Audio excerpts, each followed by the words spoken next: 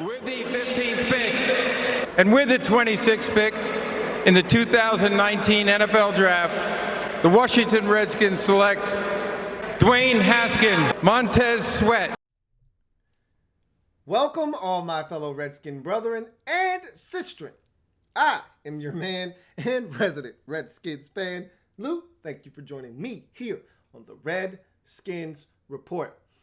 Week 2 preseason game in the books, and I'm here to give you the 5 biggest takeaways from last night's 23-13 loss at home versus the Cincinnati Bengals. Again, the score isn't of the utmost importance. Of course, you'd like to win.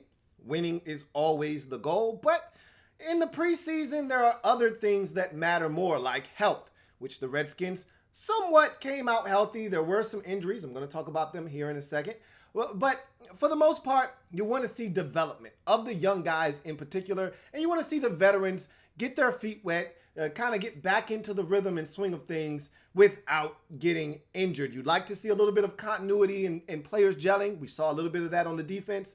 And so I think all in all, last night was a solid performance. Still not very encouraging to the point where you feel comfortable about week 1, but maybe we'll get there next week on the road at Atlanta. That being said, a lot of you joined me last night for the telecast as we were live watching the game together. And I first and foremost, that was the most enjoyable preseason game I've ever had watching as a Redskins fan. You guys made it that way, okay? Over 250 of you joined me in the first half. Another 275 of you joined me in the second half. It was phenomenal, okay? I can't begin to tell you how much fun it was watching that preseason game with you guys, chopping it up with you. There was some great dialogue and back and forth between you guys and myself. It was a lot of fun. Can't wait to do it again next week. That being said, I want to talk about some of the things we talked about last night before we get to the 5 biggest takeaways. And the biggest thing I want to talk about are injuries. So we were big on seeing the young guys, and we saw Montez Sweat, and we saw some of the other guys, more of Kelvin Harmon. He was a big topic of discussion after the game because of the 2 offensive pass interference calls. And so we were looking forward to seeing McLaurin and possibly Geis and some of the other players. And we didn't get those guys, and we wanted to know why. And so now I told you, well, let's just wait. Probably some injuries. I don't think Jay thinks McLaurin is a 5-time All-Pro and doesn't need to play in the preseason. I said there's got to be a reason for him not playing, and there was. So apparently Terry McLaurin fell on his tailbone, okay? Fell on his ass at practice. Had a little bit of a sore tailbone. He could have played. McLaurin said he wanted to go. Jay said, nah, it's a preseason game number 2 to be exact. Nah, don't want to risk it. You'll sit this one out. And so McLaurin didn't play because of a sore tailbone. Also, Cole Holcomb, we were looking for him. We all thought he'd get the start because there was no Sean Dion Hamilton. Again, chest contusion for Sean Dion Hamilton. That happened in preseason game number 1. We knew he wasn't going to play in this game. But we thought, well, Cole Holcomb's going to have a massive opportunity to stake his claim as a potential starter with SDH out. And not to say that he would be taking SDH's spot, but more so giving him an opportunity to show that he can be a starter and maybe bumping a guy like John Bostic out of the way. We didn't know, but we were looking forward to seeing Cole Holcomb, especially after what he produced in preseason game number 1. Well, he was dealing with an AC joint sprain in his shoulder. That's why he didn't play. So the Redskins dealing with a couple of bumps and bruises here and there with some of their young guys, and so they were kept out of the game. Don't know his status for preseason game number 3. I'd like to think that both of those guys will be able to go next week, but again, it's the preseason. I'd much rather be safe than sorry. Precaution is the best thing at this point of the year, and so that's what Jay Gruden and his coaching staff are doing right now, is taking precautionary measures to make sure that these guys are ready for week 1. That's what we all care about the most. In the game, Momo went out of the game. Remember, I talked to you guys about, hey, Momo's out, Timon Paris is in, and yet the first team offensive line is still in the game. What's up with that? Well, he left with a minor hamstring strain. Jay said nothing serious. He'll be fine, but you don't want to push it. And we know Momo always has a string of injuries. We don't want him to start up early. So if he doesn't play in the 3rd preseason game, I'm fine with that. I'm not really comfortable with Timon Paris being in at right tackle, but if that's what we got to do, so be it. Bottom line is we need him healthy for week 1 in Philadelphia. So he left the game, did not return. Also, Tim Settle, someone brought it up to my attention because I thought Tim Settle had just checked out and that, it wasn't anything major. Just thought, he played a few snaps and they got him out of there. No, Tim Settle had a knee injury. Jay didn't really go into specifics as to how bad of a knee injury, but he said it didn't seem like it was going to be very serious. And I heard someone report, I think it was JP Finley, that he saw Tim Settle walking out of the locker room and he looked fine and, didn't have any noticeable limp, didn't have anything going on extra. So sounds like Tim Settle's going to be fine, but we will see. We'll hear more about that as the days progress. But that's your injury update. McLaurin with the tailbone, Holcomb with the AC joint, Momo with a hammy, and Tim Settle with a knee. So for the most part, we came out of the game, relatively healthy. I'm happy to hear that. Now let's get to the 5 biggest takeaways from week 2 preseason game versus Cincinnati, 23-13 loss. And so we start with number 5. To me, this one is less about the Redskins and just an overall general view from the game. New PI rule has some kinks to iron out. I mean, Jay Gruden challenged twice in the preseason game yesterday, and he should have won both of those challenges. The Bengals, conversely, challenged and won, and they shouldn't have won. Well, you know what? I take that back. I said on the telecast that they should have won, but you feel like almost like a basketball makeup call. Hey, we jerked them the last time, so you got to get jerked on this one.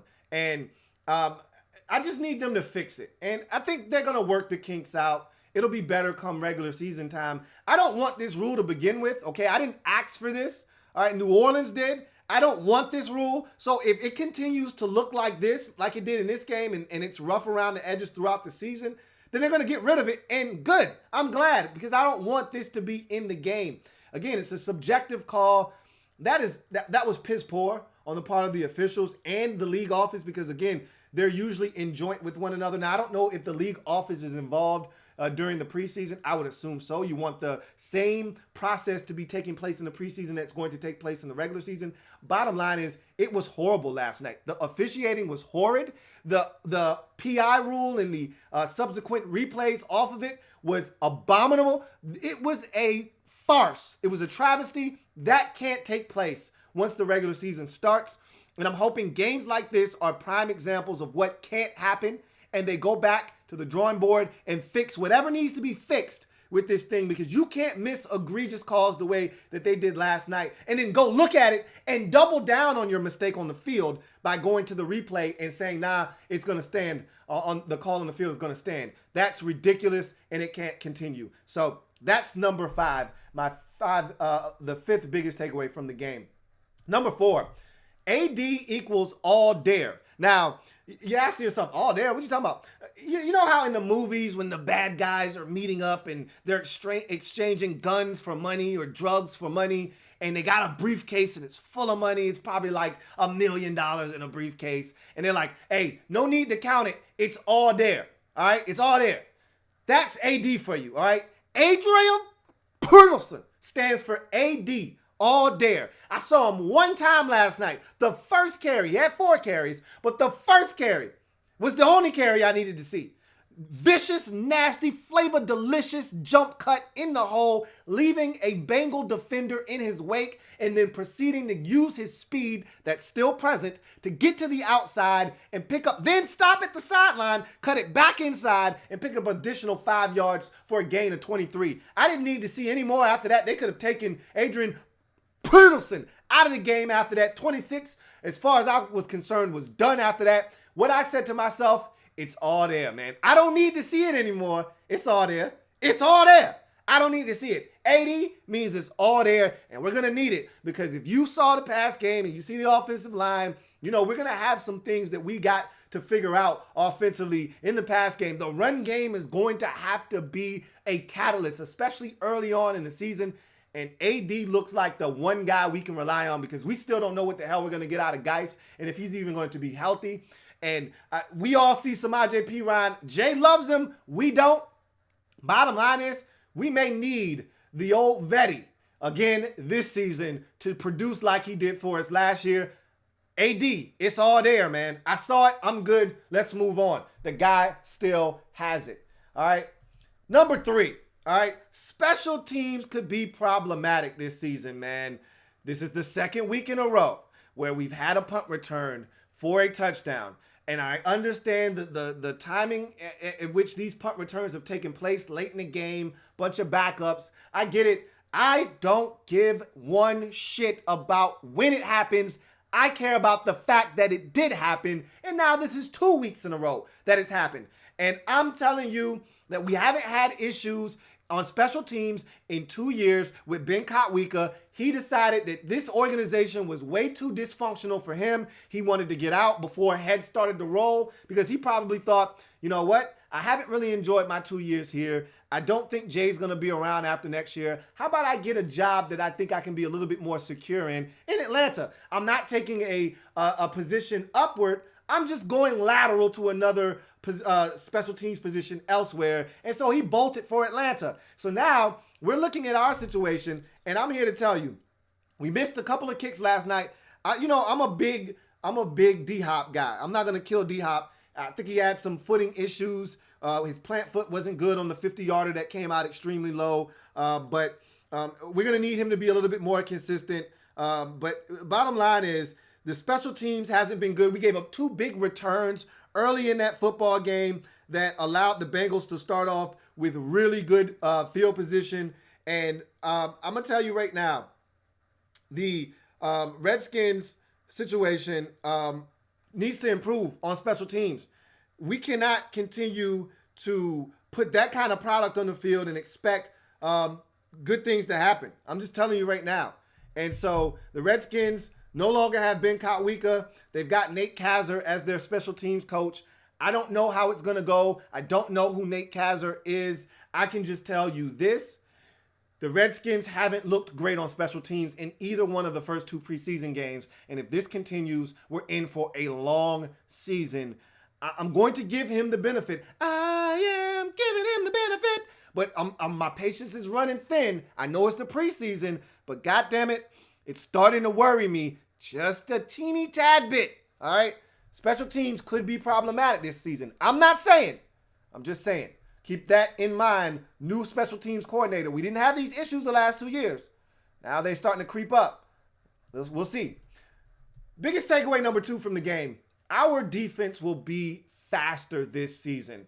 And we've talked about wanting to get faster on the defensive side of the football.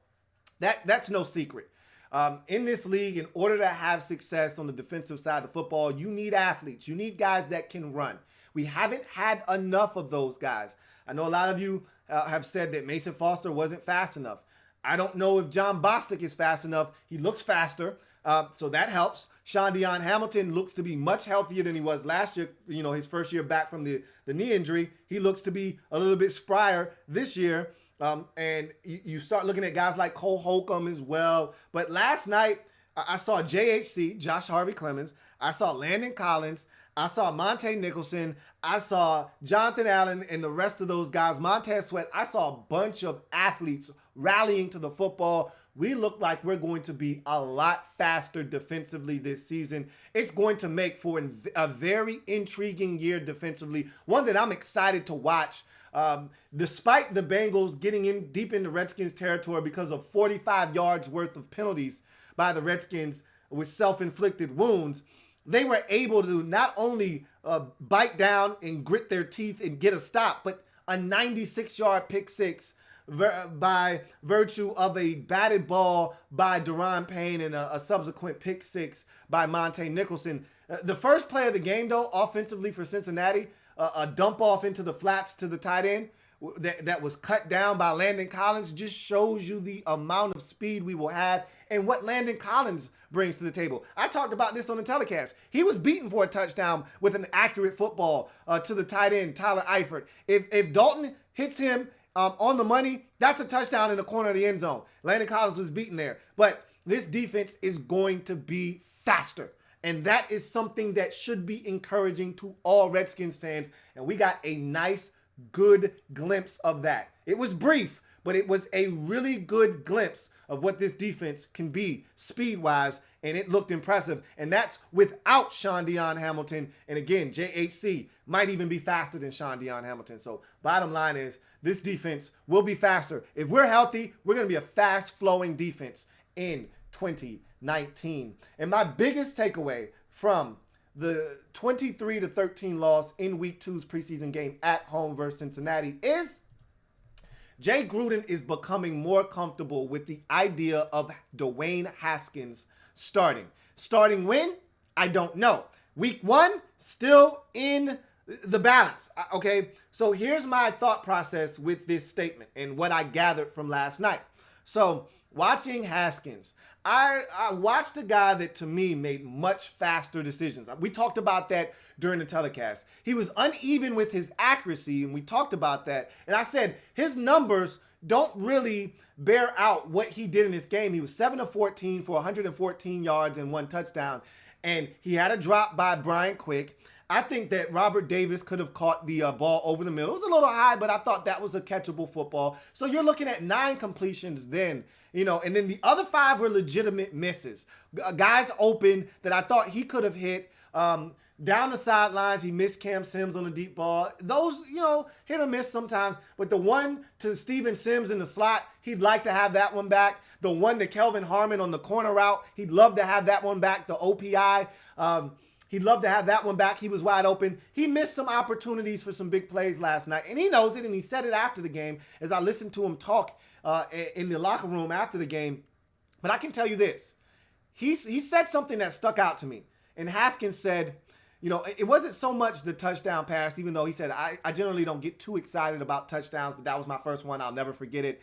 But he said, I was more impressed with my ability to get everything lined up at the line of scrimmage and get my protections in order and everything from a protection standpoint where it needed to be, especially on the touchdown pass. I set up the protection correctly, and it benefited me, gave me just enough time to deliver the football to Robert Davis for the touchdown. And then I listened to Jay Gruden after the game, and he was grinning ear to ear, talking about Dwayne Haskins' progression in terms of him identifying blitz, seeing the dummy blitz, or seeing what the defense is doing and identifying that, and then getting the protection set accordingly.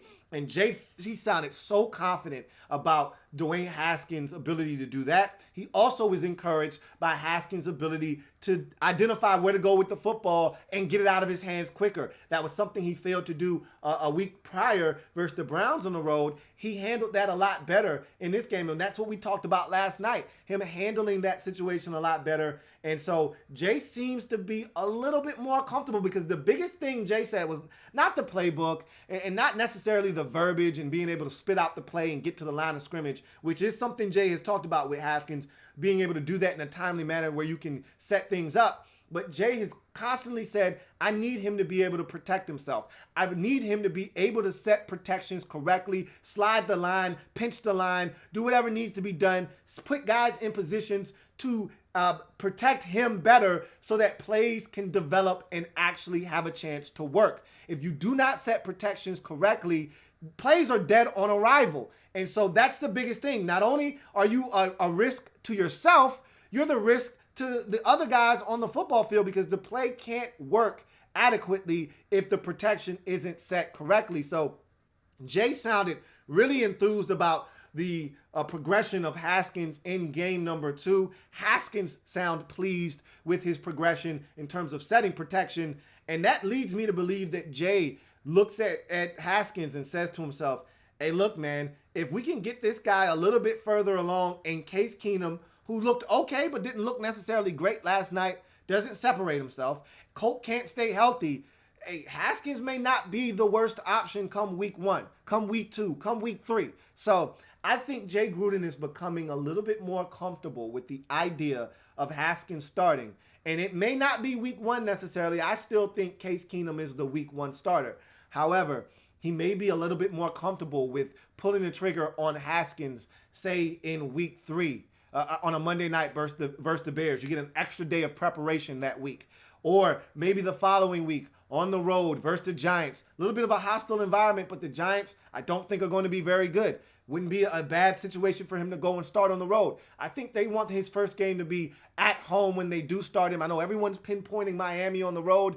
I wouldn't be shocked if that start for Haskins comes a little bit sooner rather than later. Now, it all depends, again, on how the other quarterback, whomever that guy is that gets the nod, whether it's Colt or Case, whoever gets the nod, if they play well out of the gates, that's going to delay the process. If the team overall plays well out of the gates, that's going to delay the process of Haskins getting in if he's not the quarterback and the team is playing well. However, I'm just telling you right now, for what we saw last night, and you start to see the development and the progressions taking place. If he continues to progress, it's going to be sooner rather than later. We see number 7 under center for the Redskins in 2019. So those are my 5 biggest takeaways from last night's preseason game. What are your takeaways? Did I miss anything? Did you see something that I didn't note? Leave it in the comment section. What are some of the takeaways you gathered from last night's 23-13 loss at home versus Cincinnati? I'll tell you this much. I'm encouraged by the defense. I'm encouraged by AD, Adrian Peterson. And I'm encouraged by the development of Dwayne Haskins. What about you? What are 5 takeaways or any takeaway that you took from last night's game? Like the video, subscribe if you haven't already done so, and share it as well. Remember, I am a Redskins fan, etched in burgundy and gold. My Redskins spirit will never die. Redskins spirit will never fold. Until we meet again, hail to our beloved Washington Redskins. We got more Redskins content coming your way, so stay tuned for that. We'll get into some more of these positions and breaking them down as we get closer and closer to this roster breaking down to the final 53. And so we'll continue to cover the Redskins roster as we get closer to week 3 preseason game on the road at Atlanta. I'll see you later on in the week. You guys enjoy your weekend. Have a good one. Louie T Network.